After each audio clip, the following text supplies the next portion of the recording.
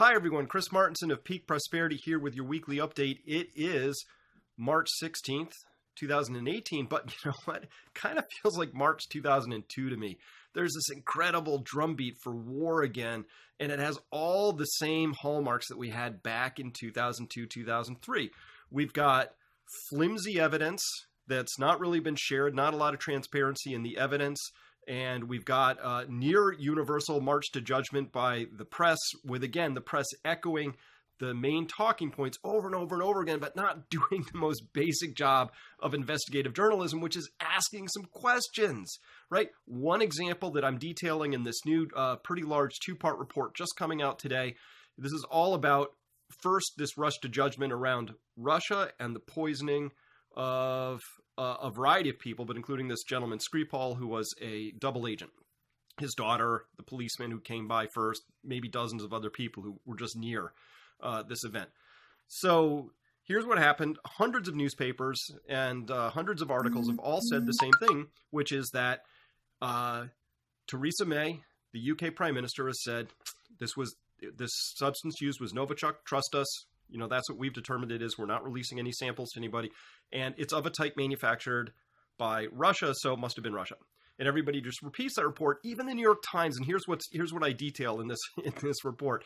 The New York Times itself was the newspaper that reported that in 1999, it was the U.S. military, in conjunction with the Uzbekistan government, decommissioning a former Soviet Union site in Uzbekistan, where this stuff was manufactured, or maybe not manufactured, I don't know that for sure, but certainly stored and tested, the Novichok agents.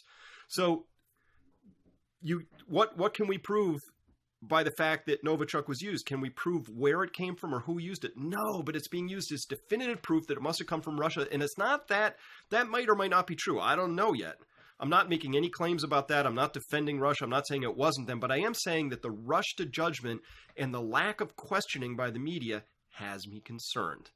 And as I've written over the years, a war with Russia I would consider to be insane, deeply ill-advised, and not in anybody's best interest. We should be using our resources here, people, to build that better future we need. The next war is going to be so damaging. We're not going to recover from it in any meaningful way. And here's why. We don't have the resources to recover. And the next one's going to be so extraordinarily damaging if it comes to pass. And there's all sorts of different ways that war could be conducted. I don't necessarily mean a shooting war or, God forbid, a nuclear war, but there's trade wars, cyber wars, financial wars, all sorts of different ways that these things can be fought. And we're getting that drumbeat for war again.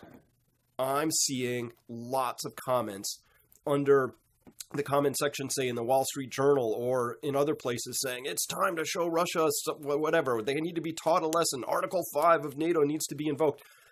All sorts of things, which again, same thing I said around the Iraq War in 2002 and 3, which is, what's the rush? Let's get all the data. This is time for calm, cool heads to prevail, but I don't see them prevailing at this point in time. Unfortunately, I know this feeling. You do too, right? You remember this. And if you are honest about this and you observe carefully, you will notice that you are not seeing anything that looks like solid evidence in this particular case yet. You're being told, trust us, we know what happened. Well, where have we heard that before? In my world, when somebody lies to me, their burden of proof goes higher in the future, not lower. Once you take that trust and you violate it, it's gone, baby. Just like in a relationship, you're going to have to go extra distance to convince me. Full transparency, I need to see the data, but particularly when we're talking about something as serious as war possibly breaking out over this. Tensions are already wicked high in Syria. Russia and the United States have come this close. Well, actually, the United States did kill a few Russians a few weeks back, but Russia's now warning that anything further like that will be met with direct force, on and on. So things are getting really very, very tense. So what should you do? Well, that's the nature of this report. I really talk about the different types of war that might come forward and how you can prepare for them. Some you can't really prepare all that well for, but a lot of them you can. I hate that we're in this position again. I don't want to be here. I feel like I'm being dragged again into something I'd really rather not participate in. And again, the tragedy is that we need to begin doing things in a very, very different way right away. And instead, it looks like we're going to do things the old dumb way, right? And we don't have that many more shots at this as a species. Hey, World War I, we recovered from that. Look at all the economic boom that happened. World War II, we recovered from that.